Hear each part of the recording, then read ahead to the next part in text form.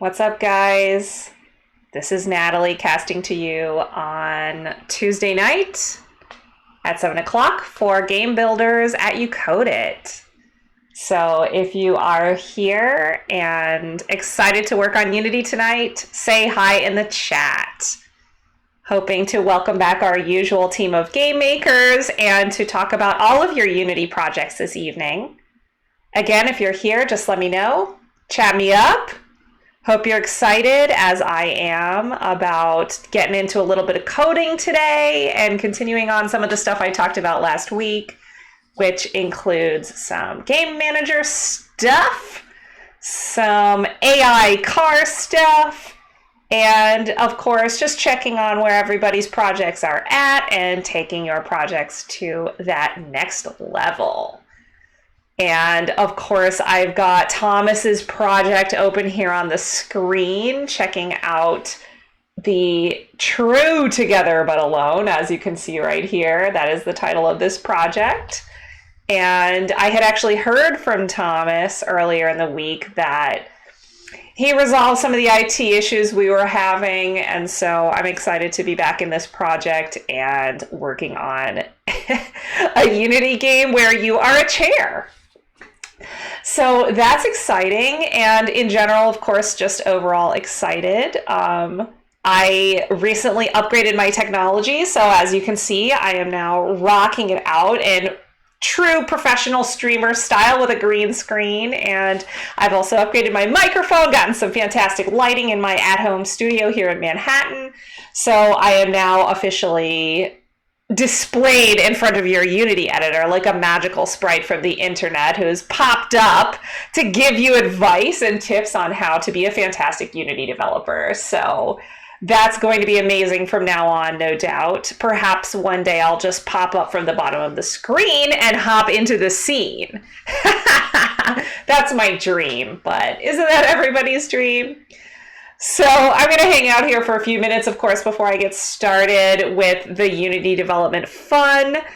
If you're here, as always, let me know. I always wait until folks say hi in the chat before I say anything too complicated, because, of course, I want to know that you're listening and that you're benefiting from my absolutely fantastic Unity instruction that I give every week. So say hi, as always, if you're here. I was looking at this project, which is, of course, like I said, Thomas's project. And one thing I thought was funny about this, the vantage I have in this scene is that I see here there's some furniture laid out. And this is a classic example of what you see in Unity development when you're still learning how to do movement in 3D. Because, of course, from this angle, it looks as though all of this furniture is sitting on the ground right here next to this house. And then if you zoom in and drag up and down, it is, in fact, sitting somewhere very far away from the ground. I do believe that this is sitting at close to 0 on the y-axis, which is why it's here. And everything else is hovering kind of below the 0 point on the grid. But I thought it was funny because, we end up having a lot of issues when we do environment design because sometimes you'll get something placed and it looks like this and everything looks fine. And then you start to move the scene camera around and you realize maybe it's not so fine. Maybe it's not so fine at all. I've seen a couple of these in Christian's project with the dog, actually. We had a bottle of shampoo on the edge of a shower that was hovering in the air, and that was a similar problem. So, hey, I see you in the chat, Thomas. If this is not the correct version, then it looks like I need to click on ye old orange arrow and pull your changes. So I will definitely do that. Running my Unity updates right here on the cast. So I will check out whatever comes through in that download and see what's changed. So just to preview a little bit here, there's a few different scenes in this project I noticed. And it appears to me that there's a scene called Demo in here that it looks like I made some time ago with this cute little dog sitting in the square. And then there's also a scene called Sample Scene. And this appears to be where some work may have been done by you, Thomas. I notice a nice little layout here around these trees. Let's see what this is. Ooh, a sink. I like it. Certainly just a very, very cute environment design happening. And then over on this side, we've got some fence going into the house, which looks new and very, very nicely laid out. Although, this is always so random in video games, but it's like, why is it snowing and it's grassy out? What a strange reality we live in. It just makes me want to go there, Cool. So here's the interior, some basic kind of stuff. Thomas has taken all the furniture out. This appears to perhaps be the correct version. Thomas, let me know if this is the one we should be working with, because I can show you how to integrate the scripts that I provided to you into this scene if this is the one you want to do. But the changes that I made to this project are, in fact, I think, predominantly contained in this furniture trigger scene, which I just double clicked on that. So here I am in furniture trigger. I actually believe that the name of that is furniture trigger demo. And what that's got is this little demo trigger system kind of rigged up. Let's run this and just see what we got in this lovely project. So we've got this couch, and when I push it into this little invisible box, total furniture push goes to 1. Oh, it's going out. This is a little bit hard to control right now. And then total furniture pushed is 2 when I push the easy chair into its spot. Looks like, according to Thomas, this is the correct version. That is excellent. So I can guide you by letting you know that there are a few scripts right here in the project that you can use to set this up. So I'm going to just delve into that because it looks like Thomas is the only one I see in the chat so far, and I want to speak to folks who are definitely here. So again, if you just joined or if you're joining in, say hi, and I will hop to your project next. Hoping to touch on some stuff with Francis's AI cars and also to improve on Christian's project, but don't want to do that unless those folks are here. What's this? Oh, it's just a rock. I'm like, that looks like it's important. I don't think it's actually important though. Oh my gosh. Okay. So just reviewing what's going on in this for you viewers at home. Thomas had scoped a game project wherein the mechanic is to have the player avatar, which is a chair, push other furniture into locations. And I think the notion is that there's a bunch of furniture that's in the wrong place, and this chair is given the responsibility of pushing all of the furniture into the right place. So we've got this basic system wired up here to, keep track of when furniture has been put in the correct location. So again, when we do this play flow, what happens is we've got these ice block looking things that are what I would call the trigger. And when the furniture goes into its trigger, the count on the screen goes up. So I worked up this basic system for Thomas to use to start laying out actual gameplay. This is not gameplay, this is a demo. And my hope, Thomas, is that now that we've gotten some of the IT issues resolved with this Unity project, you might be able to use some of these scripts to actually create a situation in your game where I know what I'm supposed to do and I know how to do it. So let's see if we can get that set up a little bit in this sample scene. I see Christian in the chat. Hey, Christian, welcome. Good to see you.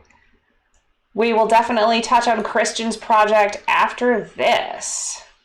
I am going to hit play here and check out to see if my chair avatar works. And he does. Wait. You know, there's just something so amusing about being a chair. Oh, he can't jump over the fence. Could make his jump height be bigger. So looking good. And I'll have to review this because it's been a little bit of time since I actually wrote these, so we can review them together. But anytime I hop into a project and I want to start making changes, of course, I'm going to look in the scripts folder and see what I have at my disposal. So it looks like I've got a script here called Game Manager. And I talked about this on the cast before. Game Manager is that special script that gets a cog when you create it because it's so crucial to a Unity project. And typically this script is going to keep track of things in the game, such as whether or not you've won the game, or key variables at times, such as your health. Or in this game, how many furnitures have been pushed into the correct location. So I'm going to open the Game Manager and see what kind of C# scripting we have in here, and we'll see exactly what we need to do to set the Game Manager up in this second scene that Thomas has created. So let's make this small just so we don't overwhelm ourselves with the black pit of Visual Studio. It looks like we've got some very basic code in here that's pretty easy to sort out even if you're a C# beginner. We've got a variable called total furniture pushed and a text reference, which I remember from coding this that this is a reference to the text you see on the screen. So it's called furniture text. And when the game starts, which is, of course, when this method start runs, total furniture pushed is set to 0 because at the beginning of the game you've done nothing. And then this furniture text reference is updated every frame with that number. So, of course, when the game is starting, total furniture pushed is 0, so we're getting 0. And I will predict that there's another script somewhere in this project that increases this number. So let's check that out. We can head back to Unity here, and I immediately see there's another script called Furniture Trigger. I'm going to check that one out too. So here's my Furniture Trigger script. Let's remind ourselves what we've got in this one, and then when we're clear on that, I'm going to actually set the scene up. So I've got two references here, two variables. I've got furniture who triggers, and I've got a reference to the Game Manager, which is probably how we're going to increase the number of total furniture pushed. So down here, we've got on trigger enter, which means this script would be attached to a trigger. So like that sort of transparent box you saw in the other scene. When this is entered by the game object labeled furniture who triggers, total furniture pushed goes up. Total furniture push goes up. Cool. So these are the two scripts we need. We need the Game Manager, which is a general system script that keeps track of important information about your game state. And then this is the script attached to the game object you're using to trigger the total furniture pushed number to increase. All right. So what I need in this scene to set up the system I want Thomas to use correctly is, first of all, I need the Game Manager to be somewhere in the scene. And he's got a lot of stuff in here in the hierarchy, but that's okay. All I need to do is say create, and I'm going to go create empty. Now, this is placed somewhere in the scene, but it doesn't actually matter where it is. because I'm just going to name this game object Game Manager. And I'm going to attach that Game Manager script to it so that it's in my game. And of course, one thing that you guys should know about scripts, and I always reiterate this, is if it's down here in the project, it doesn't mean it's running the logic you've written in the script. It has to be attached to something listed here in the hierarchy for it to do what's written inside it. So that's why I've created an empty game object called Game Manager, and now I have that logic at work in my scene, and I can start referencing other things that I need to use to make this interaction happen. So it looks to me like it needs a reference to furniture text, which I remember from looking at the script. And to do that, I actually need to create the UI element that has that text sitting right here at the top. So let's review how to create UI. It takes a few times of doing this to remember all the details. So Christian, you've done this in your game, but there is no reason not to pay attention to this and review the settings you need to get text to show up on the screen. So if I want to see text on the screen, I need to create a canvas, which I'm going to click Create, UI, and Canvas. I don't see it in the scene because it's huge and it's floating out in the air. So to find that, I actually come up here. You can see when I mouse over this thing that says 2D. When toggled on, the scene is in 2D view. When toggled off, the scene is in 3D view. So I'm going to toggle it on, and suddenly everything's flat. And then I come over here to my canvas, and I double click on it to see this canvas, which is basically going to overlay like a transparency across the camera when you play the game. So anything you put here, you're always going to see once you hit play. Cool. So if I want this to work on a variety of computer screens, my computer screen, your computer screen, any different size of rectangle that a computer screen could be, I'm going to need to have the UI scale mode be on scale with screen size.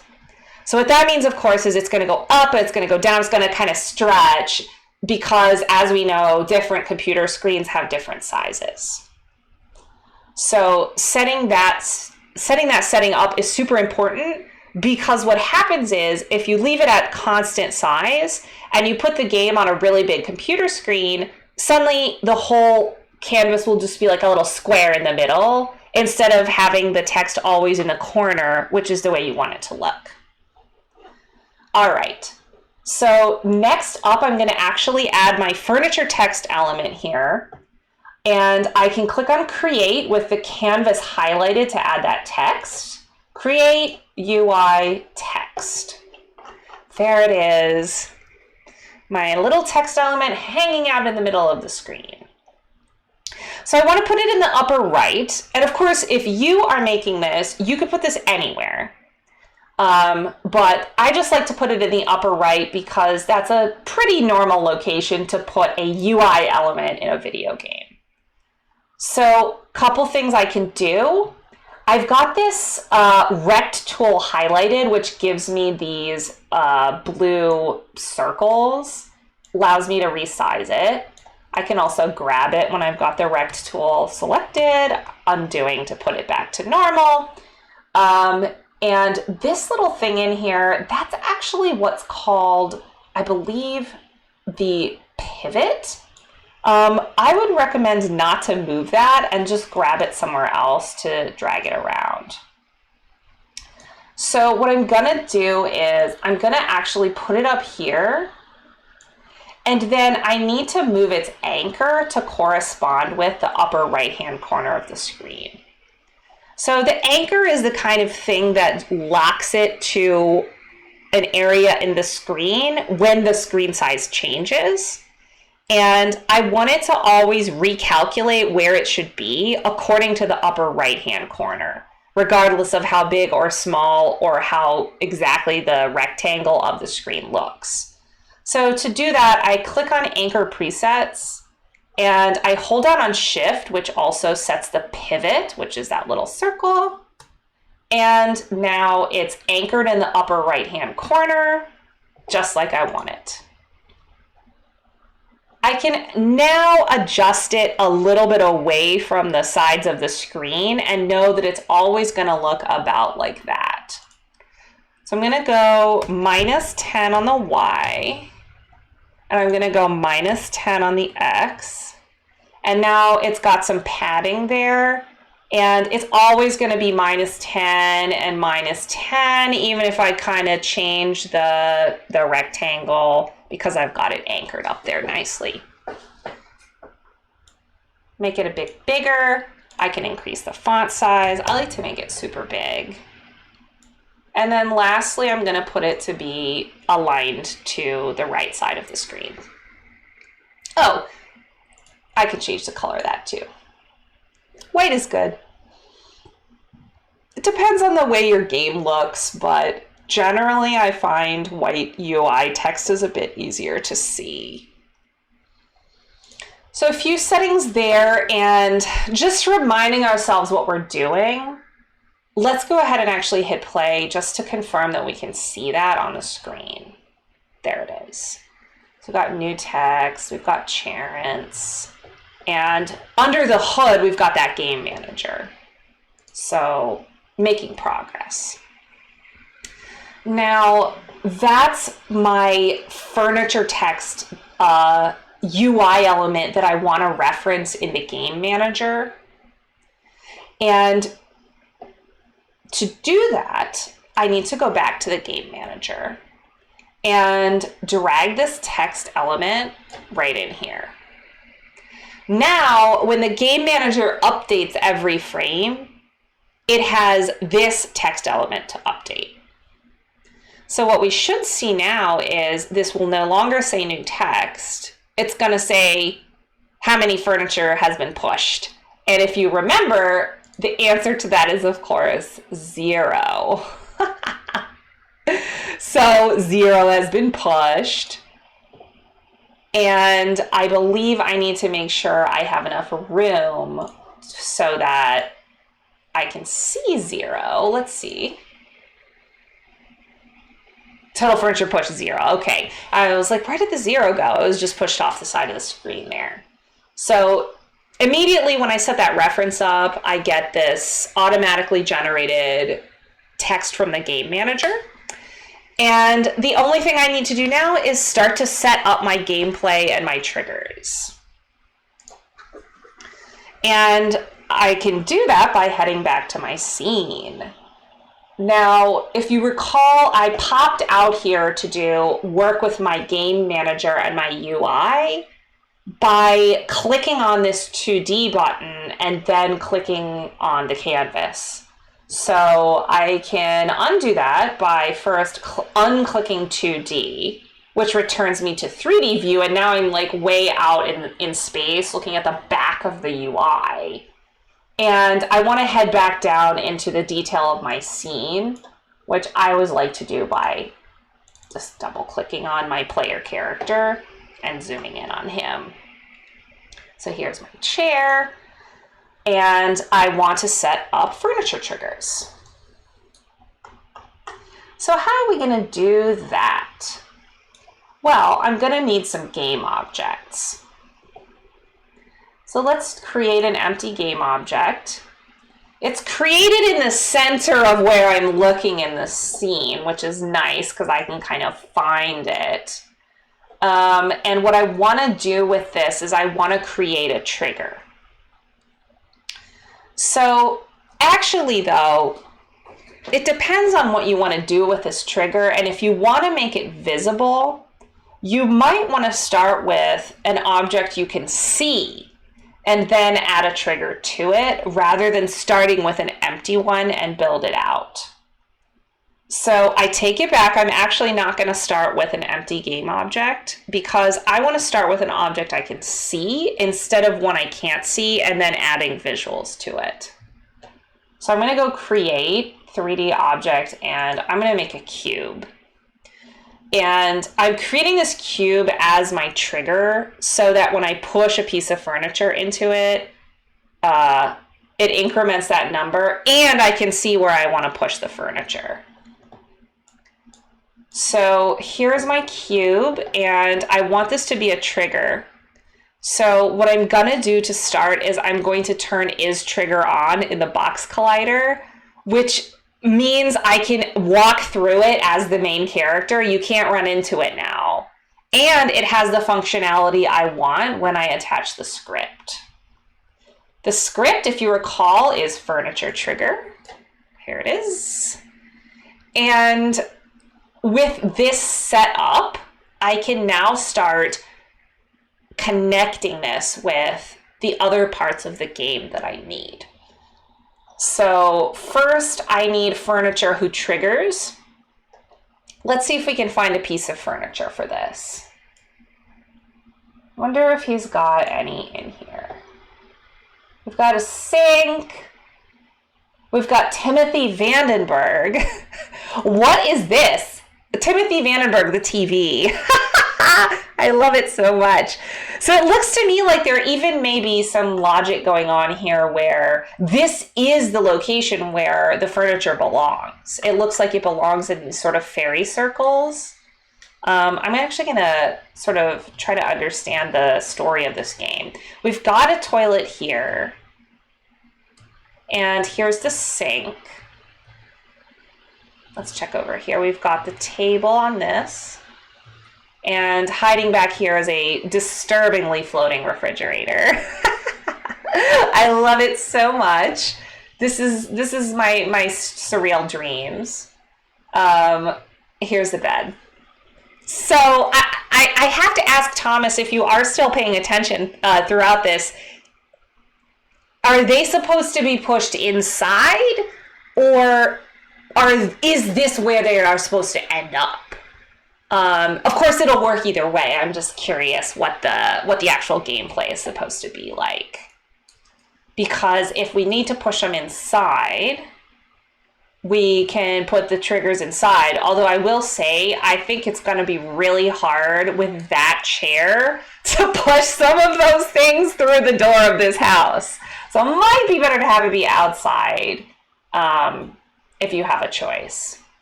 I see Christian in the chat saying, I'm sorry I didn't work on my project too much. I just added more lamps.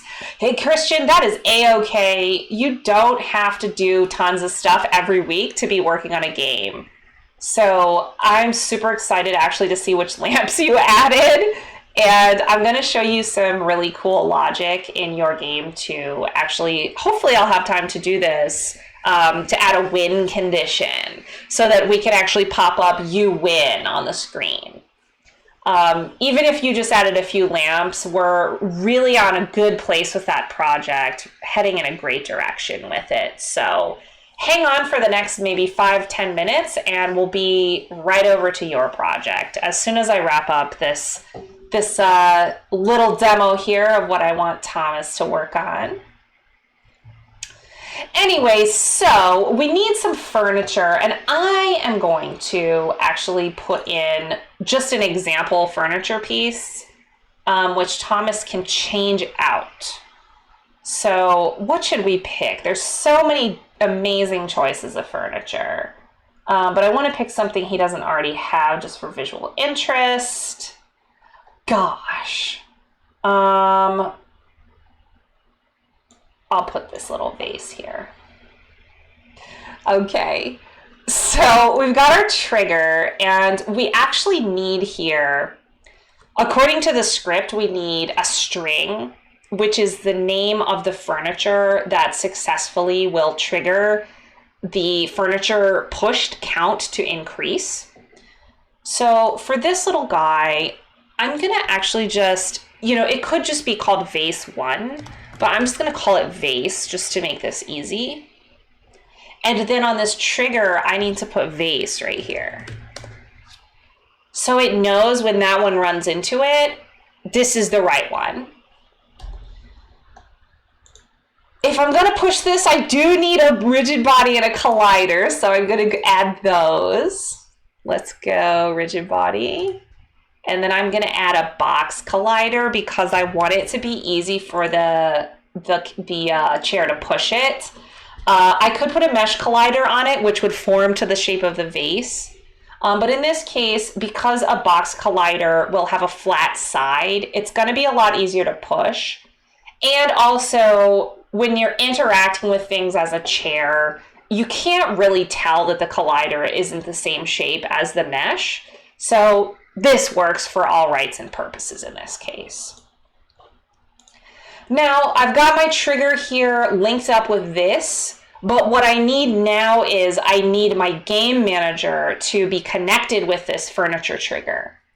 And to do that, I'm going to find my game manager in the hierarchy, and I'm going to drop it right here. Okay, so let's see if this works. I'm going to be Charence, and let's push this vase. Oh my gosh, Charence is hard to control though. Okay, oh my gosh. I made this so hard for myself. I should have made it huge. Okay, yes, okay. Yeah, okay, total furniture pushed 1. Oh my god, we do need to. I do feel that this, honestly, this would work a lot better if, like, when the furniture like went in there, it like glued it to the spot, you know, so it doesn't just like roll through it and end up on its side. But on principle, we've gotten this working, yeah.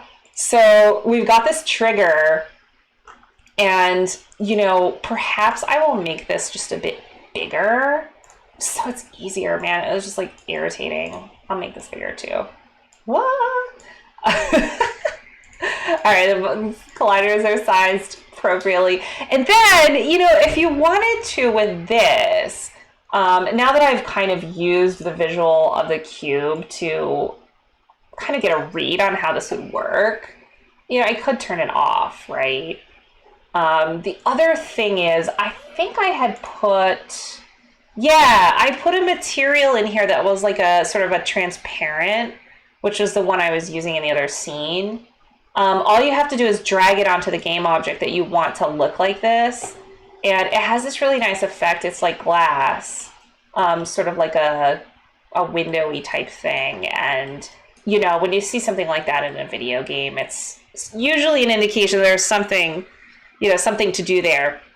Another thing people would commonly do with something like this would be, let's see if I can actually click on that thing and not on the entire terrain. There we go. You could add a particle system to that just to make it look like something that you're supposed to interact with. Oh, where is it? Yeah, there it is. So, I mean, obviously those are just like purple squares, but let's do a little of this. You know, just imagine you make that look like something other than a purple square. And maybe we like make that like not so huge. We start to see something that we know we want to work with, right? Because that's the kind of thing that we're looking for when we're in a video game. We're like, what am I supposed to interact with? How do I know I'm supposed to interact with something? And a particle effect is a great way. So this is really, really basic because my lesson today is not about particle effects. Look at that. How did that get over there? I did not put that in the right place. But total furniture pushed 1. So in general, it's working. And of course, what I would be looking for you to do, Thomas, why did that not go to the right place? I just want this to be in the location of the cube. There. Now we'll reset it. These things, I always get so annoyed. There we go. All right. So hopefully that's gonna, okay, there we go. You get the idea, though. So, for Thomas, who ostensibly is watching, you've got all the pieces to set your system up. And total furniture pushed. 1. There's also the total invitation and encouragement for you to extend the scripts that are in this project and make things work even more effectively. So one thing that I would do is I might try to next write code that would, when it goes to that spot, it would automatically glue it to that location. So I would set the location of the transform on the vase to the same location on the transform of the trigger and lock it there like that. So its position is that position from that point forward. That would be a fun little project to do as a coder. But if you want to add more of these triggers, you just need to set them up the same way. You can create a cube, and then when you work with the cube, you'll type in the exact name of the object that increases the trigger and then reference the game manager so it can update the number contained in that script. And of course, I will save this and send it your way, Thomas. Furniture triggers in sample scene so that it can be integrated by you, the game designer. Saying thank you to Natalie for being your engineer on call for this project. All right. So I wanted to talk about Christian's project as well. And Thomas, if you're watching and doing development, let me know if you have questions by the end of the cast. I'll be here as always until 8 o'clock, and then I'll hop in my office hours, which you should have the link to on your email. You can hop into a video call with me and ask questions if you have them. Really whatever you want, but that's a good way to enter a private chat with me and debug something. So let's check out what we've got in Christian's project. Sounds like Christian did in fact send over some changes, so we will check those out right now. We're gonna get some lamp action in this. Yes, I'm so excited. And what I wanted to talk about was how to actually make it so you can win this game. We've talked about environment design in this game for quite a while, and we've made so much progress on this. It's just looking so phenomenal. And now we've also set it up so that the dog can knock things over and increment something on the screen, like what I was showing in Thomas's game. It's funny, he's still in the bathroom, and I thought I moved him out of the bathroom last week. Maybe Christian put him back in the bathroom. I hope I didn't, not save all my changes that I did last time. That would be sad. Ooh, yay. It's looking nice in here. We got some floating vases. Let's see if we can knock this guy over. Aha! Oh. Why did that not increase the number? Let's see if this one does it. Ugh! Oh, Christian's saying I didn't push the changes. That's all right. Let's see if anything does it. This one's supposed to do it. Oh, look at his nose sticking through the wall like that.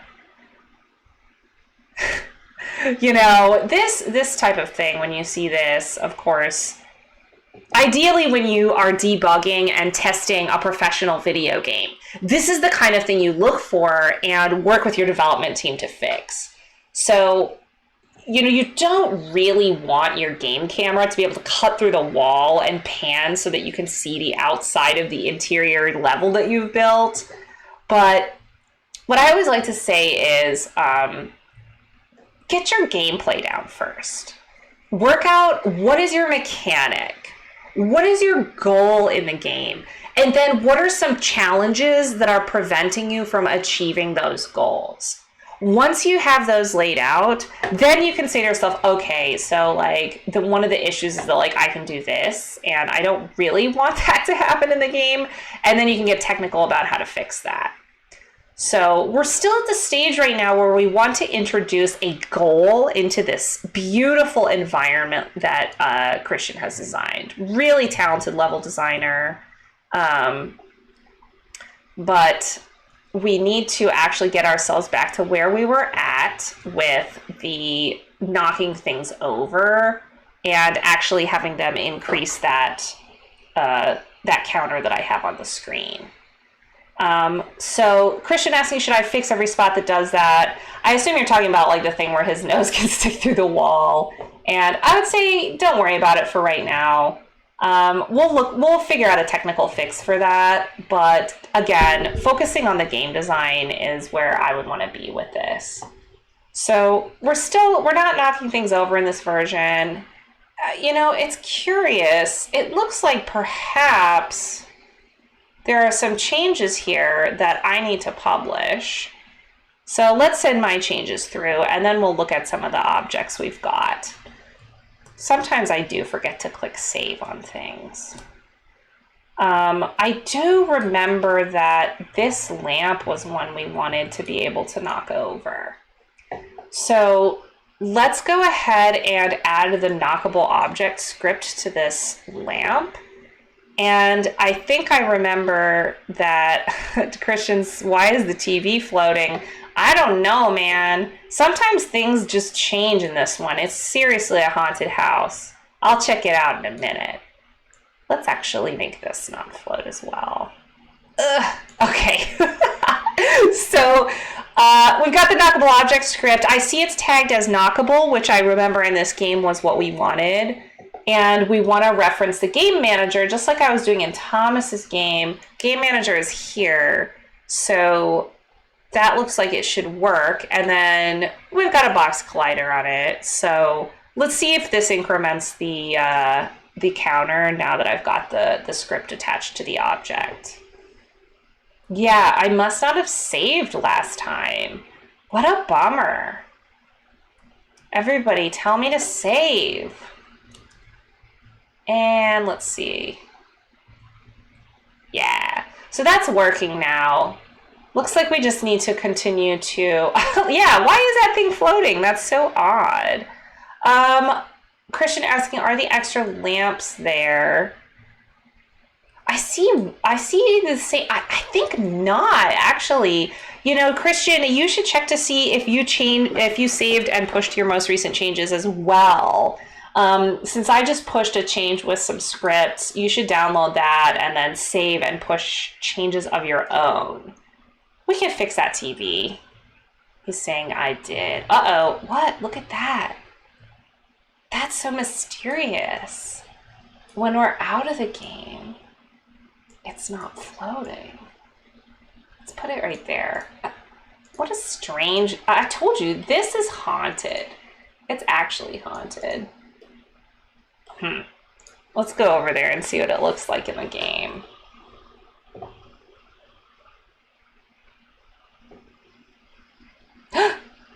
What a mystery! Why is it floating like that? Oh my gosh.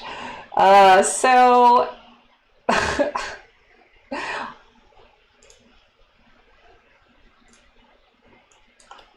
what a weird scenario. Oh, look at that. Yeah, it looks like there's some kind of weird collider situation going on here. But let's not get focused on colliders on the TV because I wanted to set up some more game system stuff for this. Christian, I have no idea where your lamps are, which is kind of a bummer. You might have to put them in again. I don't see any changes. I only see this green check, and green check means I've pulled everything there is to pull. So what I would like to do, though, is I want to make some things that I can knock over. So, Christian, make sure, add a couple of lamps if you want to re-add them. And I'm going to make it so that you can knock over this vase. There it is. There's his changes. So here's my knock-overable vase. I'm going to download this. I'll save. And let's take Christian's changes down. Now, we may have a version conflict with this, but if that happens, I will take the changes that Christian made and redo my changes. Let's reload the scene. Nice. There's your lamps. There's your lamps. Yeah, we've got some nice stuff in here now. And it looks like my knockable vase sustained. So look at that right there. That's really sweet. It does look like it's not actually on the desk. Let's get it actually attached here. And, you know, again, one of the things I like to do, this is just like kind of rough environment design, but I like to drag it down in until it's actually cutting through and then just bring it up. Just bring it up. You know, another thing you can do is you can hold down on control, and a lot of times that will kind of help you glue it down because it'll snap to the grid in the scene. So so I've got that. Looks like the books are really nice. Let's see what else he changed. Ooh, we've got a layout for the kitchen. Excellently done. This is looking really nice. And then we got some more lighting design in the bathroom. Ooh, a glowing toilet. And really nice over here. This is really nice lighting design. I'm really impressed by this. Christian, every time I see your designs, I'm really, really impressed. This is just, you know, just excellent attention to detail in putting together this 3D space. Sometimes I'm just like, I gotta get rid of that. There we go. Whoop. Oh my gosh, making walls is just this endless thing, you know. I've created a little divot there. I love this. I love this. And I'm just wandering about in here and wanting to make more things knockable. So I'm gonna just set up a few things. I want this juice, of course, to be able to be knocked over. It says knockable. And let's do this one too. So again, I drag knockable object, and then I find the game manager, and I reference that. Looks like my stream disconnected there momentarily, so I'm gonna wait until I come back online and hope that I'm not out for too long. It's never fun when you get a buffering circle on the stream, so obviously, my apologies to those folks who are watching live. I'm going to go ahead and stop the stream and start it again, hoping that we will be able to make it back before the end. Yup. Sorry.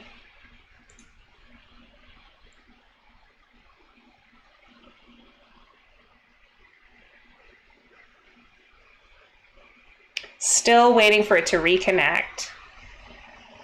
All right, I see data pulling through. Hello to my friends at Yukodit. If you can hear me, just say so in the chat. I had to stop and start the stream. We should be good to go, though. So just say hi if you're hearing this now that I am back. I always tell people that sometimes it can be helpful to reload the browser if you're having connection issues, so you may need to do that, but you may not be hearing me if you haven't reloaded, so it's a catch-22 at this point. Yeah, so of course, unclear, send a message. Hello. I don't even know, of course, where it cut me off. But what I was doing was I was making these juice boxes, ones that you can knock over.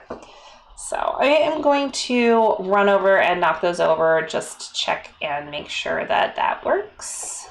Ooh, something, I wonder what I knocked over. Objects knocked over 1. Mystery. Oh my goodness, it must be one of those juice boxes. Must not have set the colliders up right on those things.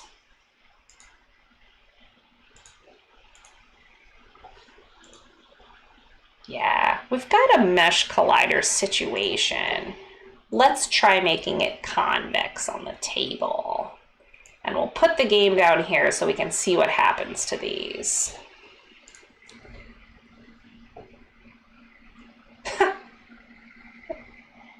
Apparently they don't like that table very much. I think I remember doing this before, but the setup that we liked for this table, I believe, was just to have a collider on the top of the table and to make the legs be ones you can pass through, which, even though that's weird in real life, it's not weird in a video game.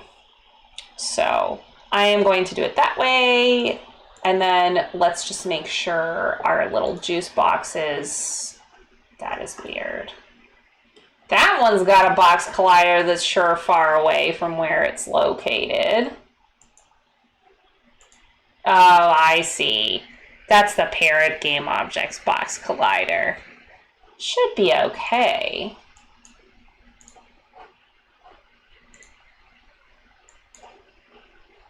Let's hope that that works.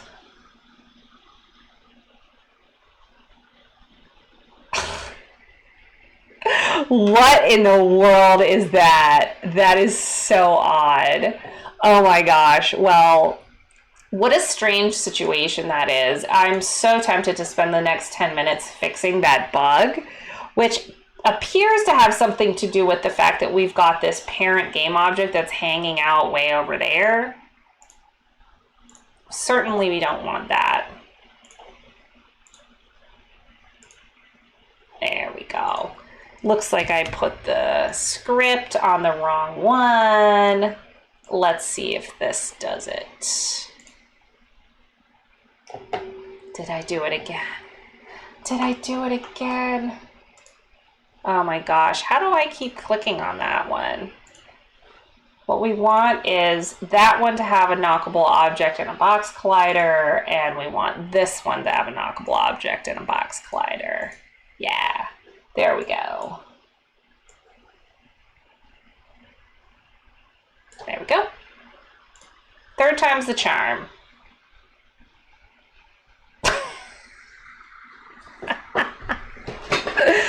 That is so weird. I don't know why those things are going through like that. I certainly did. What? It's there. Strange.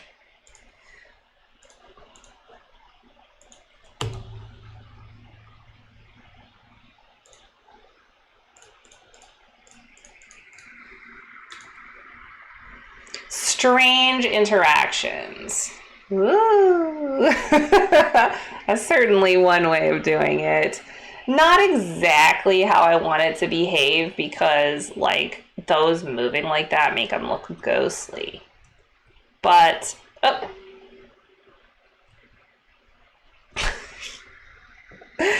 But I'm getting tempted to actually just sit here debugging this. And what I wanted to talk about was not debugging physics today. It is creating a win condition in this game. So I'd like to take the next few minutes to talk about that, and I will figure out why I'm having problems with this kitchen table momentarily. Hello, I see Christian saying hello in the chat. If you guys can hear me, say I can hear you. I definitely shouldn't be talking about anything if you can't hear me, and my assumption was that I was audible, but if that is not the case, obviously let me know. I would like for my cast to be A-okay and working, so say hello, yes, I can hear you, if you can in fact hear my voice right now.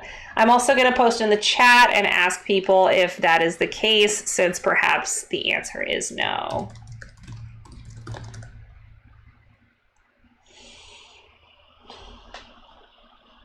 Waiting with bated breath.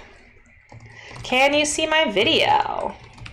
Really never a dull moment when you're casting, folks. It's the struggle. It is real. Just hanging out here, chatting away about tech support. Very exciting.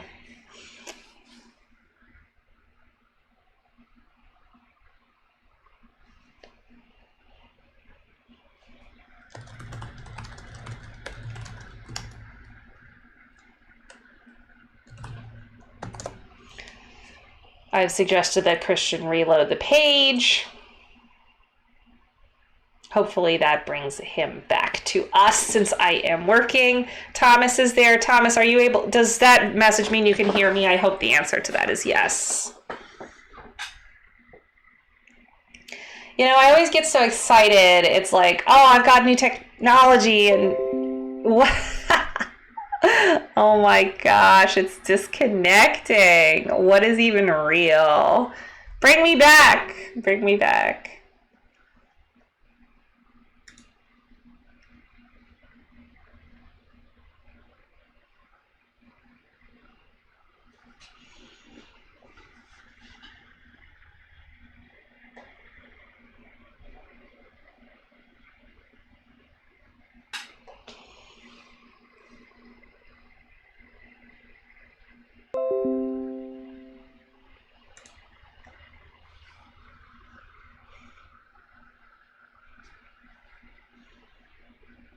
Hello, I should be back now.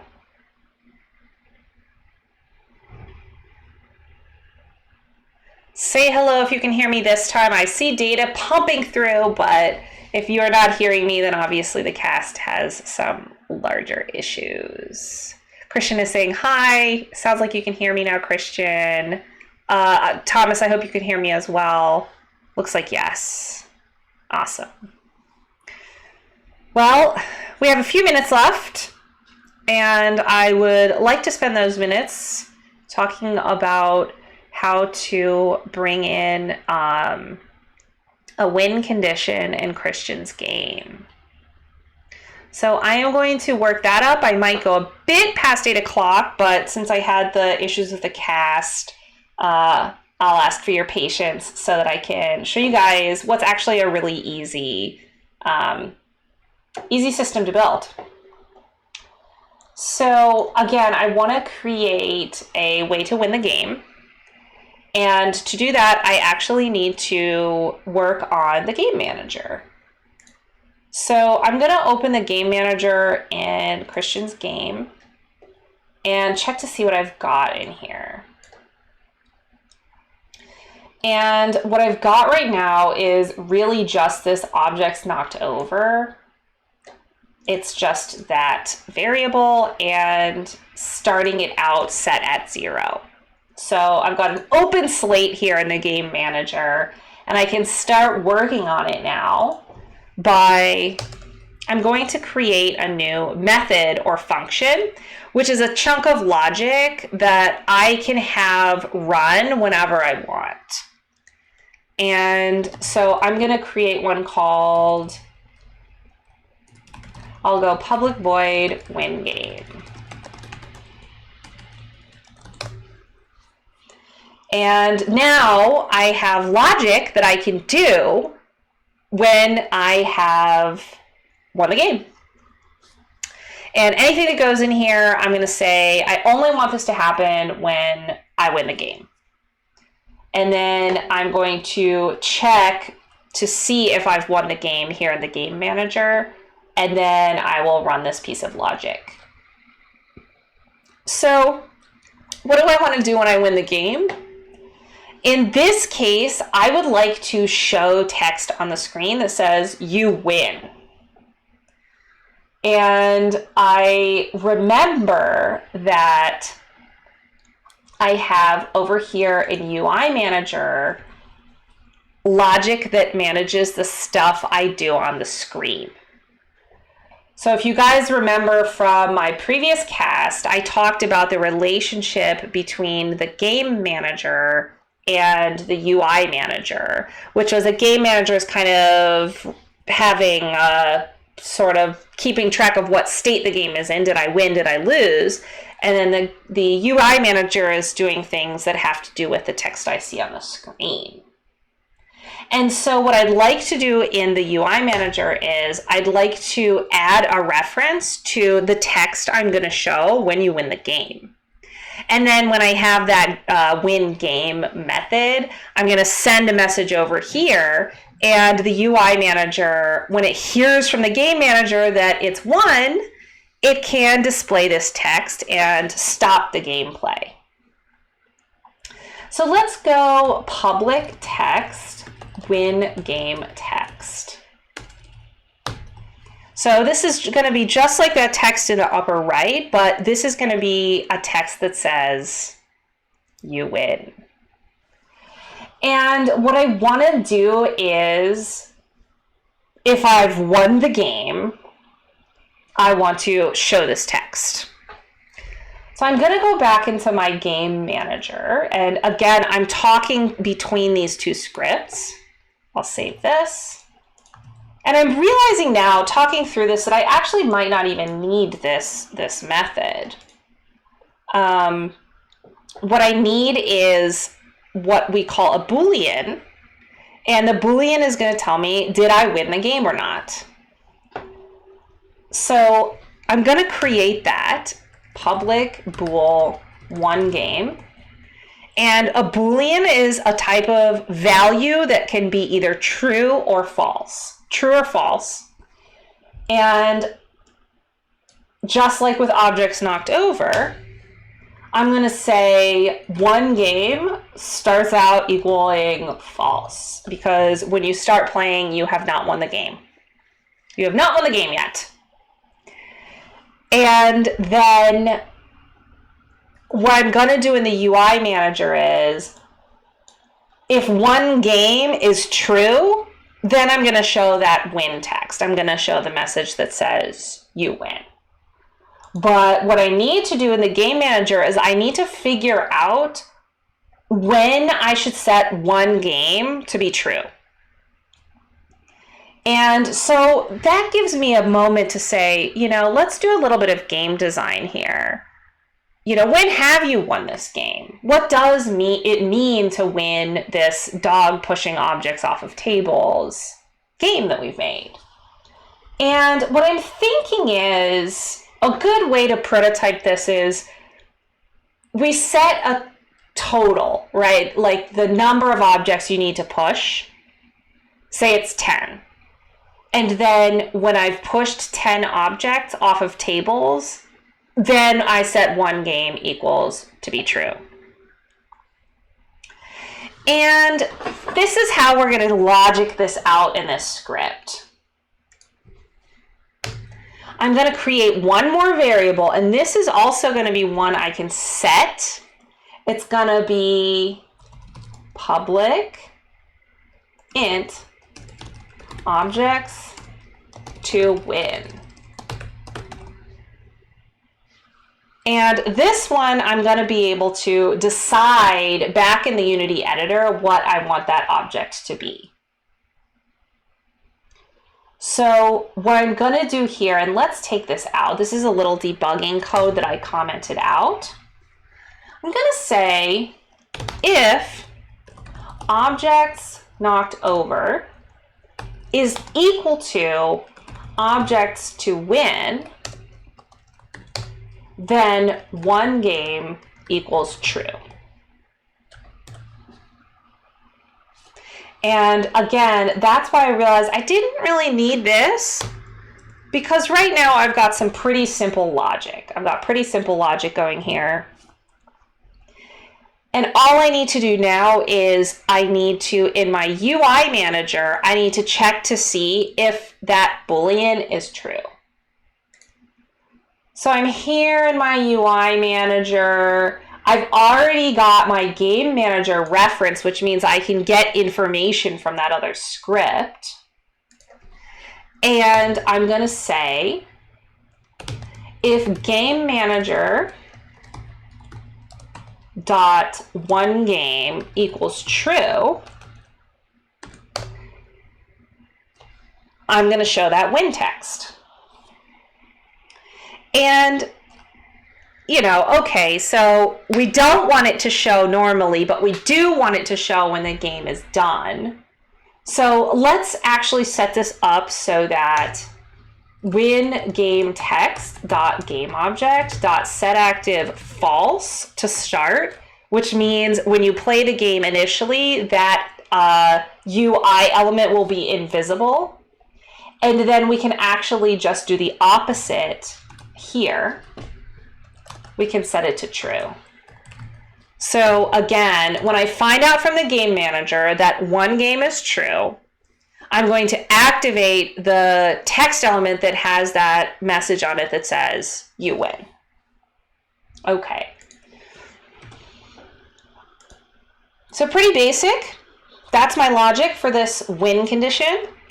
And all I have left to do is hop back into the Unity editor, and I need to create the pieces within this game that I knew I needed when I was writing this code.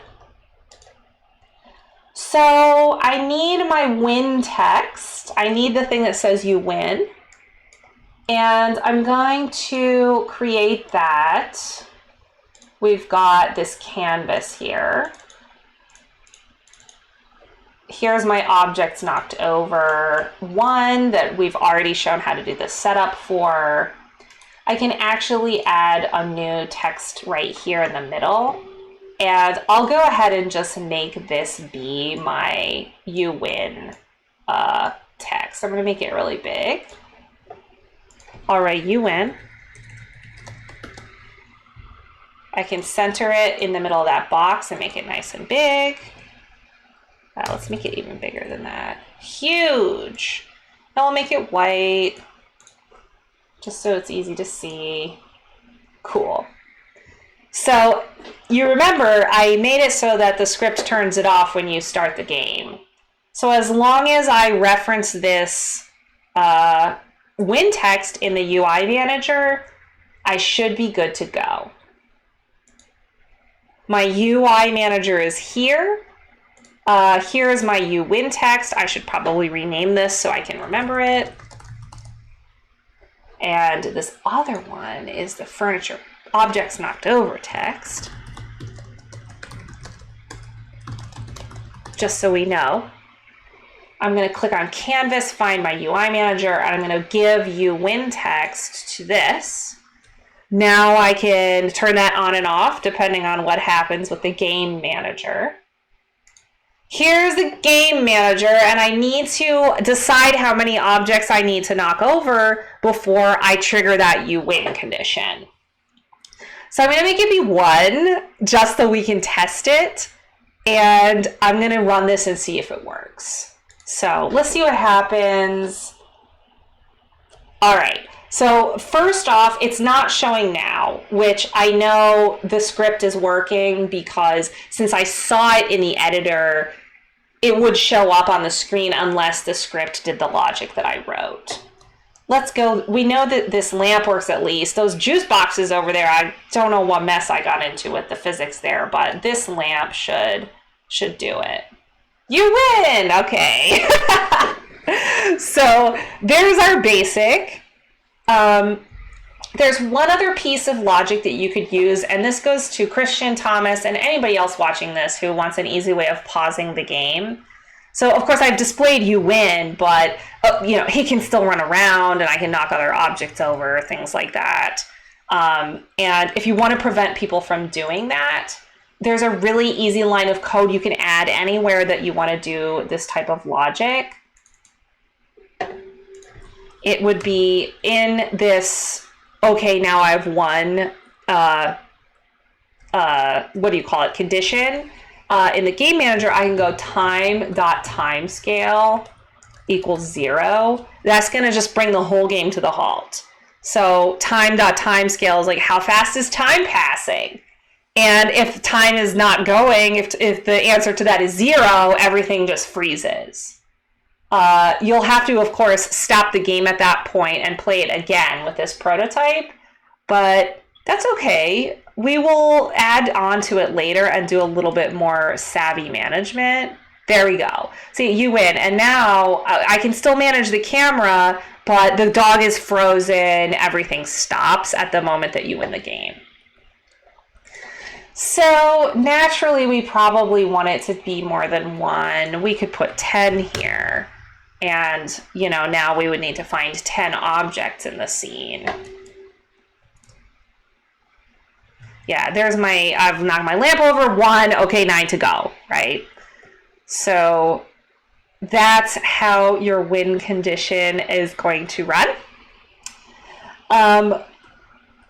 Lots of little things that you can do to update this to make it work better. One of the things that occurs to me is, I might want to deactivate the text that says objects knocked over when you win.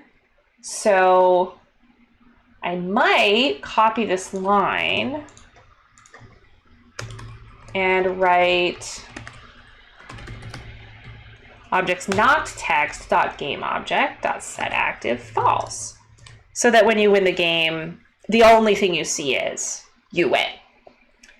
But I didn't think of that until I wrote the script and then played through it once. So, that's just a reminder that really when you create this kind of stuff, you really have to play with it a lot and think about how you want it to work through play. You can't just really sit down and write a computer program, especially in Unity, from start to finish. What you do is you sit down and you say, okay, I need to be able to win this game. Now, which scripts do I need to put that logic in? Well, the game manager keeps track of what state the game is in, so I'm going to put some information in the game manager about whether or not I've won the game. The UI manager deals with what I see in text on the screen. So that's the script where I'm going to put the logic that shows you win when the game manager tells me I've won the game. And then once you understand that, you only have to write about 3 or 4 lines of code, and then you test it out to see if it works the way you expect. And that's how you do C#. It's not like Hacker Typer. We always test. We write 1 or 2 lines at a time. And it's something that anyone can do, including Christian, including Thomas. You guys are welcome to modify the scripts that you find in your game to make them work the way you want. And it's something you should do because it's the best way of learning how to make your game flexible and interesting and fun. So a little bit of technical stuff today, a little bit of debugging, a little bit of IT. We've done a little bit of everything, including we had a buffering incident. So with that full span of Unity development entertainment, I will close the cast this evening. I'm going to be in my office hours until 8:30. So if you guys do have questions, hit me up. Christian, I'm going to push the changes I just made into your project. You may need to do a little bit of looking at that table, which is what I was working on when the cast went out. There's something funky going on with the colliders on the table and the juice boxes. So check those out and see if you can resolve the bug. I'll take a look as well, but I know we're both pretty experienced with using colliders and rigid bodies in this project, and so we'll be able to figure it out together. Meanwhile, if you like the idea of using 10 objects, then make sure that there's 10 objects in the game that you can knock over. And next time we'll talk about maybe giving those objects a little bit of a glow so that the player can see, oh yes, that's the one I want to knock over. That's the one I want to knock over, instead of trying things totally at random in the game. Like I was saying in Thomas's with the triggers and the particle effects floating out, you want to give people that information. This is the thing that you should interact with so that you understand what the game wants you to do. All right. Thanks for tuning in tonight, guys. It was fantastic to cast for you. I'll be in my office hours at the usual link, Google Hangouts, for the next, 20 minutes or so. If you do have questions, you can feel free to tune in. Otherwise, I will pull your projects in the next week and check out the changes you've made, and we will continue working on Unity as we always do. All right. Thanks for a great night. I hope you enjoyed it.